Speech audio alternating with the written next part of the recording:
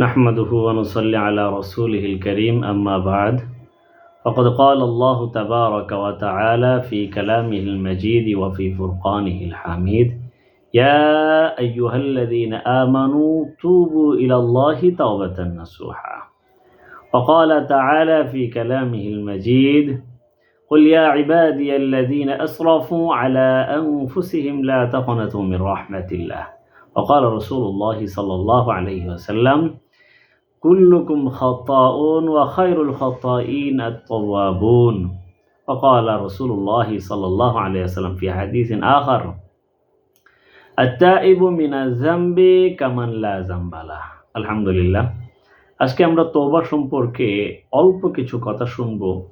আল্লাহ পাক রব্বুল আলামিন তিনার কোরআনে কারিমে এবং রাসূলুল্লাহ সাল্লাল্লাহু আলাইহি ওয়াসাল্লাম কোরআনের ব্যাখ্যায় তিনার হাদিসে তওবা সম্পর্কে বলেছেন। তো এর পূর্বে আমরা সর্বপ্রথম জেনে নেই তওবা আসলে কাকে বলা হয়। তওবা মানে রুজু ইলাল্লাহ, আল্লাহ তাআলার দিকে ফিরে আসা। যেমন কোনো গুনাহগার বান্দা সে গুনাহে লিপ্ত আছে, যখন তার বুঝে আসলো যে এটি একটা পাপ, এটা আল্লাহ তাআলার অসন্তুষ্টিজনক একটি কাজ, তখন সে সেই কাজ থেকে ফিরে আল্লাহ তাআলার দিকে আসা, এটাকে বলা হয় তওবা। এবং পুনরায় সেই কাজের দিকে না যাওয়া, এটাকে বলা হয় তওবা। তো আল্লাহ পাক রব্বুল আলামিন কোরআনে কারিমে বলেন ইয়া আইয়ুহাল্লাযীনা আমানু, হে ঈমানদারগণ, তোমরা যারা আমি আল্লাহ তাআলার প্রতি বিশ্বাস রাখো, ঈমান রাখো, কোরআনের প্রতি বিশ্বাস রাখো, ফেরেশতা এবং আসমানি কিতাবসমূহের উপর আখিরাতের প্রতি বিশ্বাস রাখো, তোমাদের জন্য উচিত হলো তোমাদের যখন অন্যায় হয়ে যায়, ভুল হয়ে যায়, তুবু ইলাল্লাহ, তোমরা আমি আল্লাহ তাআলার কাছে ক্ষমা চাও, মাফ চাও এবং সেই গুনাহ এবং পাপাচারের কাছ থেকে ফিরে আসো।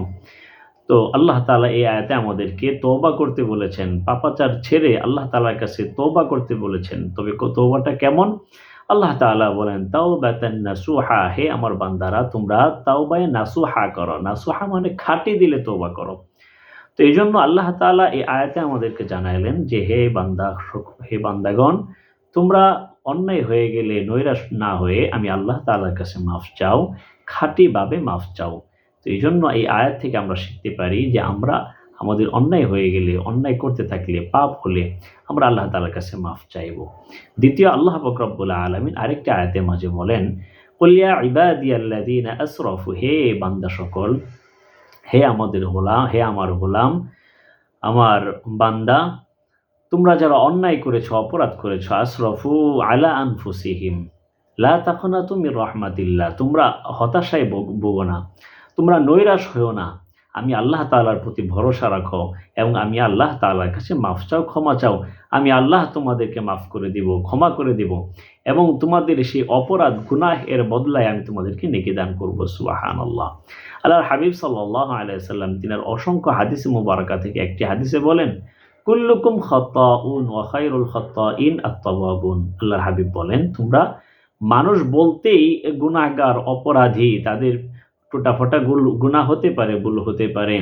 তবে এই গুনাহগারদের ভিতরে, ভুলকারীদের ভিতরে সবচেয়ে শ্রেষ্ঠতম গুনাহগার, ভুলকারী সেই সাব্যস্ত হবে যে ব্যক্তি অন্যায়, অপরাধ, ভুল করার পর আল্লাহ তাআলার কাছে মাফ চায়। তো এই জন্য এই আয়াত, দুইটা আয়াত এবং হাদিস থেকে আমরা জানতে পারলাম অন্যায় হয়ে গেলে আল্লাহ তাআলা আমাদেরকে জানাইলেন তওবা করতে, খাঁটি দিলে তওবা। আরেক আয়াতে আল্লাহ তাআলা আমাদেরকে জানাইলেন বান্দা নৈরাশ হইও না, হতাশ হইও না, আমি আল্লাহ দয়াবান, আমি আল্লাহ মেহেরবান, আমার কাছে মাফ চাও, ক্ষমা চাও, আমি আল্লাহ তোমার গুনাহ মাফ করে দিব এবং গুনাহ এর বদলায় তোমাদেরকে নেকি দান করে দিব। সুবহানাল্লাহ। আল্লাহর হাবিব সাল্লাল্লাহু আলাইহি ওয়াসাল্লাম আমাদেরকে জানাইলেন মানুষ মাত্রই ভুল হতে পারে, হতাশায় না ভুগে আল্লাহ তাআলার কাছে মাফ চেয়ে নাও, তাহলে তুমি ভুল করার পরও শ্রেষ্ঠ মানুষে পরিণত হয়ে যাবে।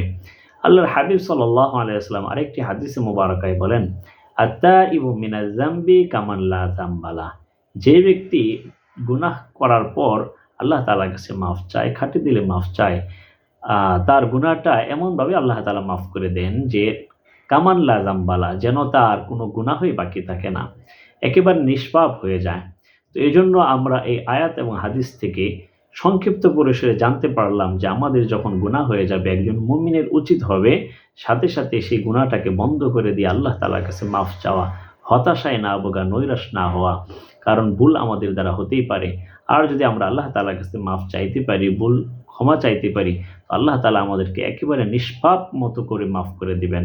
আর আমরা জান্নাতের আশা রাখতে পারি। তো এজন্য আসুন আমরা যারা গুনাহগার আছি, আমরা আল্লাহ তাআলার কাছে ফিরে আসি, আল্লাহ তাআলার কাছে সিলিন্ডার করি, মাফ চাই, ক্ষমা চাই, আর আল্লাহ তাআলার কাছে ক্ষমার আশা রাখি।